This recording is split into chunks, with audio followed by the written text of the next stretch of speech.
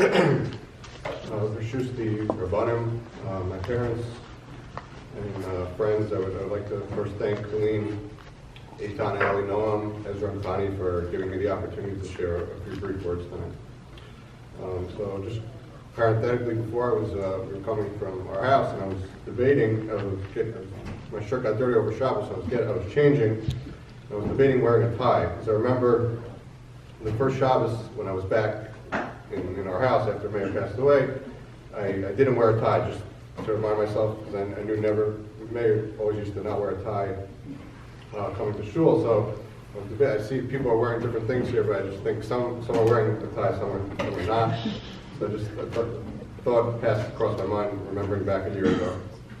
So the idea of the Siyum came about during the last few days of the Shiva. I was sitting with Mark, and we were thinking of the amount of learning that was going on, and how can we sort of take a bigger picture. How can we look a little bit long term with the Yahrzeit? We threw around a number of ideas, and ultimately settled on trying to finish making a Siyum on all Shas.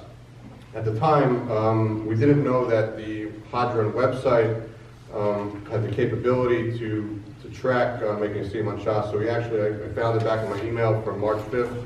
We created this Excel spreadsheet for the 2711 dapim, and Mark was about to post it on a Google Sheet to track everything. It was very detailed, and we spent up to like 2 o'clock in the morning trying to do it. Then the next morning, I think Rabbi Hochberg told us, there's a website that and from there it took off. I remember always watching the website, tracking the percentage complete. I think sometime around December or November, we finally hit the 100% mark, and we were able to accomplish this amazing thing of making a Siyum on all Shas in honor of Meir. I'd like to share 1 or 2 brief ideas that I heard over the last 2 weeks or so that I think really capture some of the lessons that I personally learned from Meir, and that I will continue to try to live with every day. So in this week's Parsha coming up, Parsha Truma, my Bar Mitzvah Parsha, which I commented, I remember saying to Aline, Meir called me up at my Bar Mitzvah, and he also called me up at my Aufruf, and just his voice always sticks with me, and remembering those 2 monumental occasions in my life. So in the first Aliyah, the pasuk states, Avnei Shoam v'Avnei Miluim la'ephod v'la'choshen. There are Shoam stones and filling stones for the ephod and the choshen. Rashi says on the word miluim, which means full, he says there were stones which had a filling because they would have an indentation that actually sort of fit into the choshen. The indentation would come out of the choshen, and the stones would sort of click in. Rosh Shmuel Birnbaum Zatzal asked a very simple question. He said, these stones, we know they were beautiful, different materials. They were diamond, topaz, sapphire, and the like. And he says, why do we call them miluim stones, stones of filling? Why don't we call it, say, the beautiful diamond or the beautiful sapphire? They would fit into the choshen. So he answers beautifully. And I think it's something that Meir was all about. He says, there's nothing greater, he says, and something greater than a precious stone is something that's miluim, that fills other person's needs.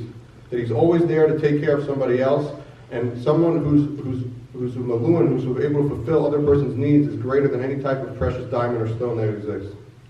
Meir constantly looked to help others in any way he could. He helped our shul get off the ground, giving me so many pointers when I was here for Shabbos, and all his responsibilities we see to his family, to the shul, to any fellow Jew in American Eretz Yisrael, how much he was devoted to them. He was always looking to help and fulfill someone else's needs at all times. I can't describe how many times I would throw around ideas with him when I was here for Shabbos to discuss how our shul was going to grow, and things that the Young Israel Jamaica States experienced that I could take with me as we were starting to get a shul off the ground. He was a lasting role model to all of us, and a true example of how to lead a family and how to help a shul in all its day-to-day activities. The second thing I thought of was a beautiful pasuk and a midrash at the end of Shir Hashirim. The pasuk is as follows: "Yesheves beganim chavim makshivim l'kolei chashmieni." O you dwell in the gardens, friends are attentive to your voice. Let me hear it.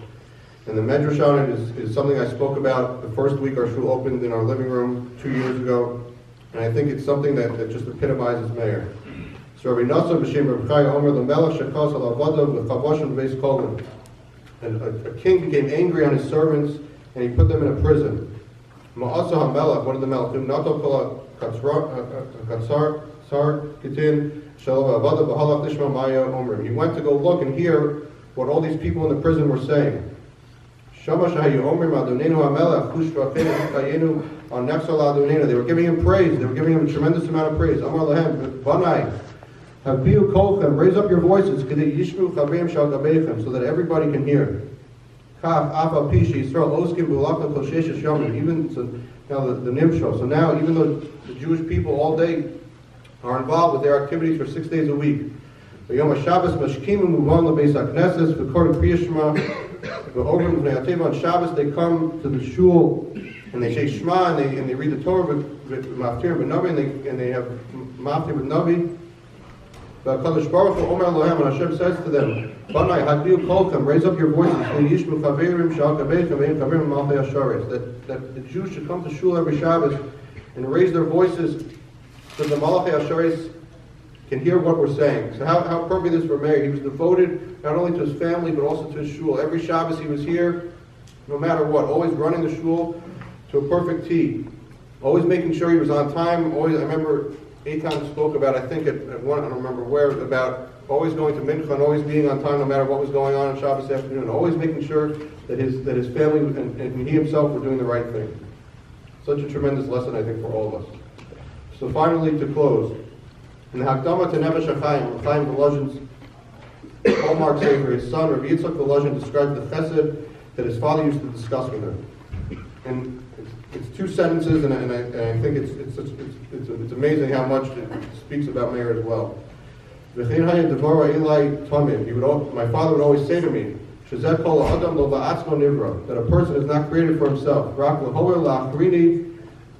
That his only purpose is to try to do for others as much as is physically, humanly possible. This was really Meir. Always helping others and always doing the right thing. We see now continuing with how much chesed Eitan, Noam, and Ezra live and how they carry themselves and how they carry on Meir's legacy. So I hope that I can continue also to follow in these footsteps and learn not only from what Meir stood for, but also what his entire family stands for. May we all continue learning from Meir in our efforts to help one another grow until the coming of Mashiach. Amen.